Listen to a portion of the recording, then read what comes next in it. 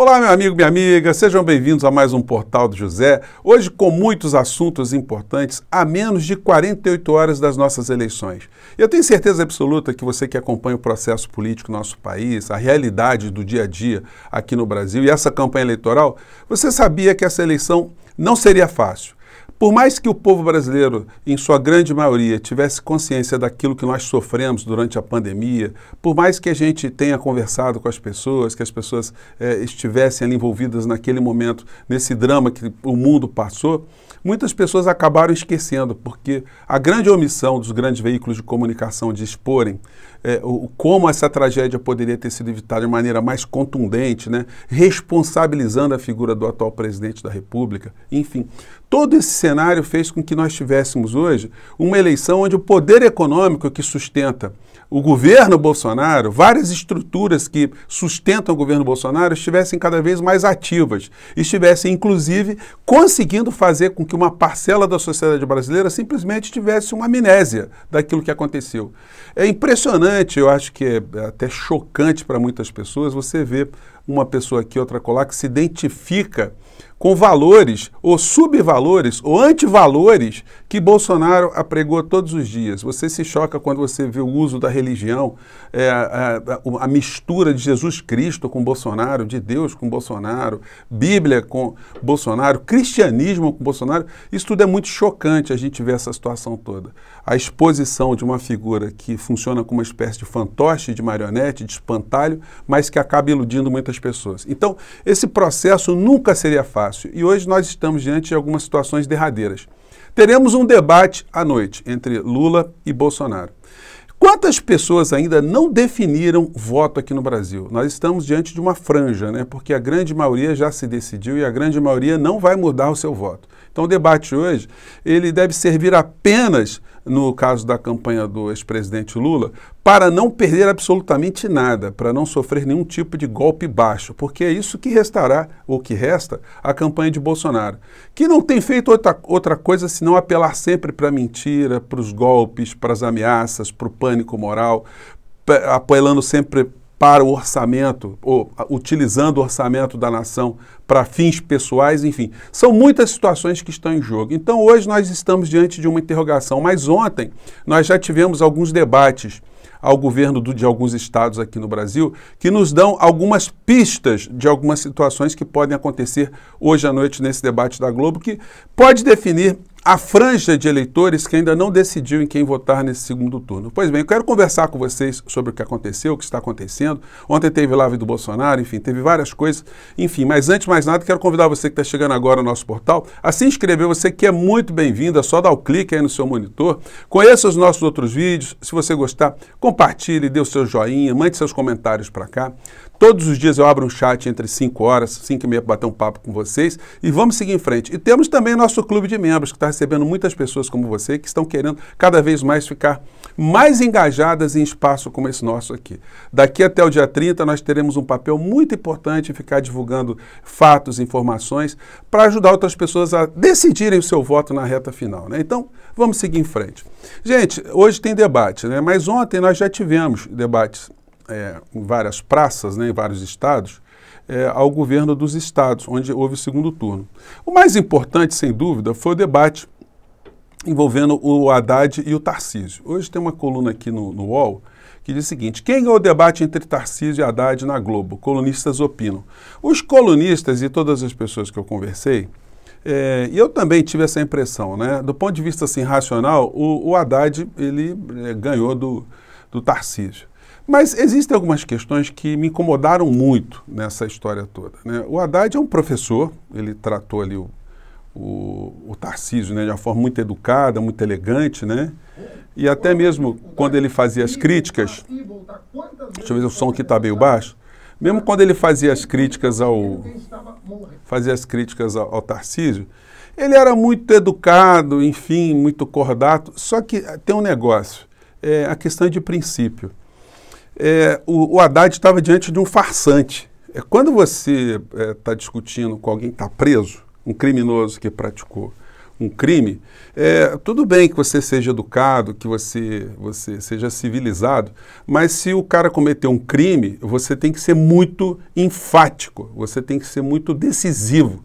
É como num júri. Se você está num júri, você tem que conquistar ali a opinião dos jurados para a sua causa, mostrar que o criminoso, que cometeu um crime real mesmo, ele deve ser responsabilizado, ele tem que ir para a cadeia. Você não faz um discurso brando, você não faz um discurso eminentemente técnico, não. Isso pode até funcionar, mas o que funciona mesmo em processo eleitoral é você chamar a emoção das pessoas. Então, como é que o Haddad está diante de um farsante e já não dá logo uma voadora, né? É o que eu faria, assim, sem ser deseducado, não precisa xingar o cara, mas dizer coisas do tipo assim: Tarcísio, você me desculpe, você é um farsante, você chegou em São Paulo ontem, você não sabe, se soltar você em algum lugar aqui, você não sabe voltar para casa se você não tiver um GPS na mão, se você não sai perguntando para as pessoas. Você entrou no ônibus agora, já quer ficar pilotando o ônibus, não quer nem ir para a janela, já quer dirigir o ônibus com todo mundo dentro. Então, tem coisas assim que são de fundo, porque se você desmoraliza logo o personagem do criminoso que está ali, do fantoche que está ali, tudo que ele vier dizer na sequência já não tem força. O cara não vai poder falar de saneamento básico, de saúde, educação, porque ele já está maculado por uma verdade. O fato dele ser um fantoche do fantoche, o fantoche do fantoche presidencial. Então, se isso é colocado, gente, não tem edição de debate no dia seguinte, não tem comentário no dia seguinte, não tem pesquisa no dia seguinte que reverta isso, porque essa é a mensagem que fica colocada ali. A quem o fantoche está servindo? Da onde que ele veio? Como é que ele está ali? O que que ele conhece? Coisas simples que poderiam ter sido perguntadas pela Haddad, do tipo: olha, meu amigo, minha amiga, você que está assistindo o debate agora, se você precisa consertar uma parede na sua casa, você vai contratar um pedreiro aqui em São Paulo ou você vai lá no Rio de Janeiro buscar um carioca para consertar a tua casa? Estoura o esgoto na sua casa, você vai contratar alguém lá no Rio de Janeiro ou vai trazer alguém aqui de São Paulo? E por aí vai. Então, como é que você quer trazer um carioca, com todo respeito aos meus irmãos cariocas, para administrar São Paulo, chegar de paraquedas em São Paulo? Isso é a coisa básica. Eu não consigo compreender como é que a campanha do Tarcísio não foi totalmente pulverizada com essas verdades durante a campanha eleitoral. Então, são situações que a gente às vezes fica com interrogações, né?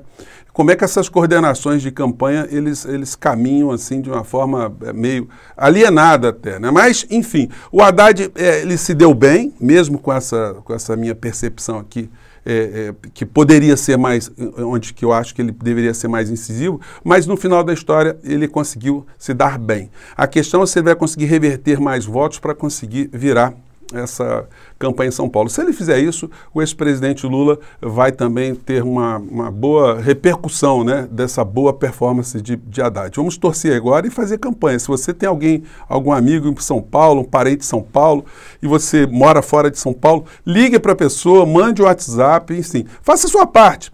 Essa eleição pode ser decidida em São Paulo até com gestos como esses nossos aqui, né? Pois bem, e aí a gente entra aqui na questão nacional. O Bolsonaro, no total desespero, ele fez mais uma mentira. Provavelmente o ex-presidente Lula, eu tenho feito alguns vídeos aqui, né, comentando que ele tem que ser assim muito enfático também em relação ao Bolsonaro, porque isso tem que ser a primeira fala. É a fala de provocar o Bolsonaro, de colocar diante para ele, colocar algumas perguntas, do tipo como eu falei ontem aqui para vocês: Bolsonaro, eu não tenho nada pessoal, uma coisa não é pessoal. Eu não te quero mal, não quero mal a ser humano nenhum, mas você tem, o senhor, né, melhor sempre usar o tratamento de senhor, né, porque afinal de contas é presidente. O senhor é responsável por mortes aqui no nosso país. O senhor matou pessoas com o seu comportamento. Como é que o senhor dorme de noite? Como é que o senhor consegue colocar a cabeça no travesseiro sabendo que o senhor é responsável por milhares de viúvas, milhares de viúvos, milhares de órfãos, milhares de famílias destruídas? Como é que o senhor consegue dormir? Eu acho isso, gente. Eu acho não, né? Os estrategistas de campanha política no mundo inteiro, eles sabem que o fator emoção é vital. Você não vai estar diante de um marginal, de um entreguista, de um chefe de todo tipo de organização criminosa, formal e informal dentro do nosso país, e ficar simplesmente tratando o cara como se fosse alguém que estivesse dentro do campo republicano. Nós estamos lidando com alguém que está fora de qualquer sistema jurídico, qualquer sistema ético, qualquer sistema legal. E em desespero. Então tudo pode acontecer, né? Bom, vamos ficar de olho. Então o Bolsonaro fez aqui outro dia essa palhaçada aqui de falar das rádios, muita gente acreditou nisso, que tinha rádio que não estava divulgando o Bolsonaro.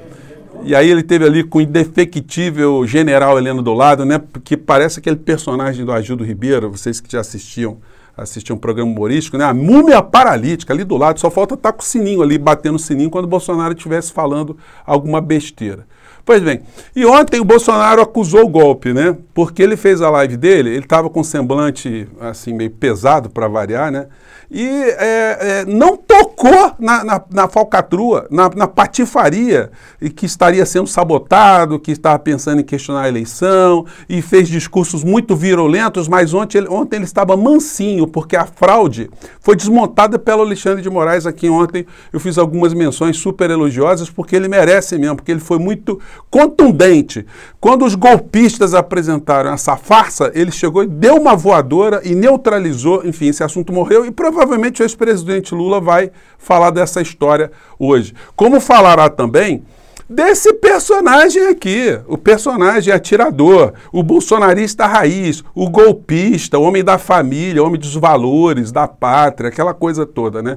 Pois bem, o farsante que fez essa também, os farsantes têm uma série de coadjuvantes, né? Então esse aqui que o Bolsonaro agora está renegando, diz que não conhece, nunca viu foto com ele e tal, não teve foto com ele, e o Roberto Jefferson é uma espécie de articulador informal desse submundo das pessoas que entram na festa dos outros para dar tiros e para matarem as pessoas, né? São dessas pessoas que a gente está querendo distância. A gente quer que o Brasil reverta essa doença, né, que se espalhou aqui no nosso país, que a gente precisa curar e vamos ter muito trabalho. Então, está aqui o valentão posando com arma, né? Bolsonarista, sempre bandeira do Brasil utilizada, e agora saiu foto dele hoje de manhã cedo, ó. Olha que bacaninha. Cidadão está aqui já nesse contraste aqui, ó, já com a roupa de presidiário, né? E, enfim, e está ali nessa situação, né? Vai ser. Então, gente, eu quero que nessa parte final aqui do nosso papo, ontem foi o último programa eleitoral nas redes, né, nas televisões. E esse recorte aqui da fala do ex-presidente Lula ficou muito legal e que tem a ver com essas coisas que eu tenho dito para vocês, né, que emoção é importante. Nós não estamos lidando com robôs. Um presidente da República, ele tem que ter alma, ele tem que ter humanidade. Então, vamos ver o que aconteceu ontem no horário do PT. O povo estava alegre, o povo estava comendo, fazendo churrasco, comprando carro, trocando geladeira, trocando fogão, trocando máquina de lavar, trocando máquina de lavar louça, trocando, sabe, tudo. Esse país andou para trás.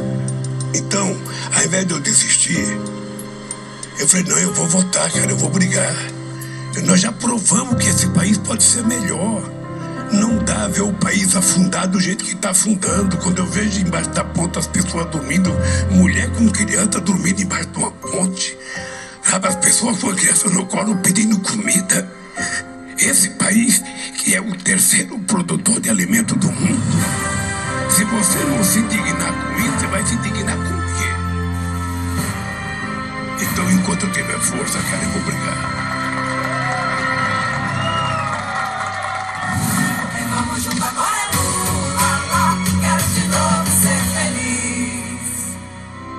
Prego a Nossa Senhora Aparecida que protegga e cure al popolo brasiliano, que lo liberi dall'odio, dall'intolleranza e dalla violenza.